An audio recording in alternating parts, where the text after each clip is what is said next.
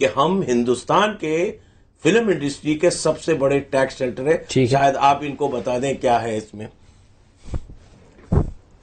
دیکھیں یہ اچھا یہ بڑا we so caught up in it. یہ ہم چھوڑتے ہیں, چلیے ہم wherever we caught up in it.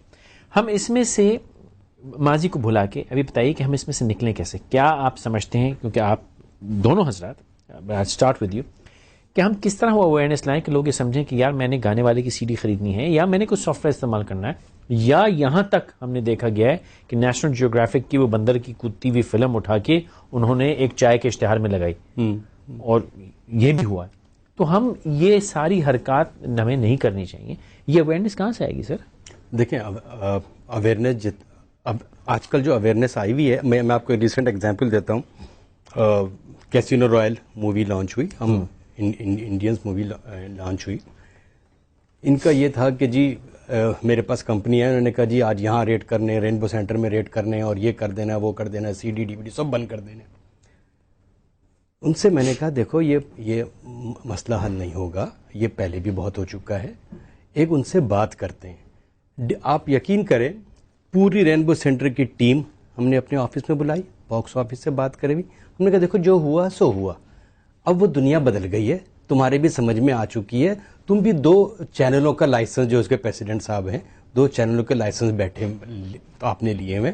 آپ کی بھی پائریسی ہو رہی ہے, آپ بھی کل میرے پاس آگے مجھے کال کر رہے ہو کہ یار میری پائریسی ہو رہی ہے. تو آپ یہ سمجھ میں آپ کو سب کچھ آ رہا ہے کہ یہ کیا ہے. تو لٹرلی آپ یقین کریں, انہوں نے کہا کہ کریم بھائی اوکے گیو اپ, آپ مجھے بتائیں کیا کرنا چاہیے.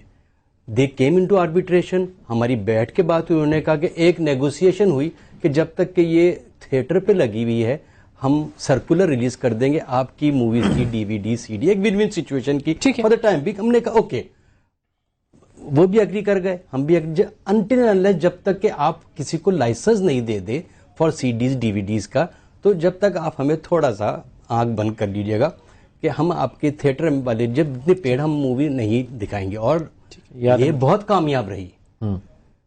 ہم نے ان سے کہا کہ بھائی آپ CDs DVD کی انہی میں سے کسی کو جنرل سیکرٹری کو ایک لائسنس دے دو. انہوں نے وہ نہیں دیا. دیکھیں ہم اس پارٹ پہ بھی کم سے کم یہ کریں کہ بھائی آپ لائسنس دے کے دیکھیں, ایک پوری ایسوسیشن آئی ہے اور وہ آپ سے کرنا چاہتی ہے. اس وقت یہ ہے کہ ہمیں ان لوگوں کو ساتھ لے کے چلنا چاہیے. Actually he is very correct, یہ بالکل صحیح بات ہے. میں نے بھی اسٹوڈیو والوں کو یہ کہا کہ ذرا ان سے مل ملا کے کام کریں, مگر وہ بالکل نو کمپرومائز والی سچویشن پہ آ جاتے ہیں کہ we will not talk to that. بھائی صاحب یہ ٹرانسفارمیشن کی بات ہو رہی ہے, ٹرانسفارمیشن میں تھوڑا لین دین کر کے گریجولی. اب میں ہندوستان کا بھی مثال دوں, جو مسٹر سپی جو ان کے انڈین فلم ایسوسی ایشن کے ہیں, اور دیو آنند اور جو بھی تھے, ان سے بھی میں نے بات کی. اب دیکھو ایک انڈیکیٹو آئی, آپ کو یاد ہوگا بہت سال پہلے ایک انڈین فلم تھی ہم آپ کے ہیں کون, یاد ہے آپ کو؟ آپ کو ہندوستان میں اس کی ایک بھی VHS نہیں ملی جب تک, یعنی کہ ان کا کنٹرول کتنا تھا, اس سے ظاہر یہ ہوا کہ وہ کنٹرول کر سکتے ہیں, ان میں کیپیبلٹی ہے. حالانکہ پاکستان میں آپ کو VHS ملتی اس زمانے میں, ہندوستان میں ایک کاپی بھی نہیں ملی.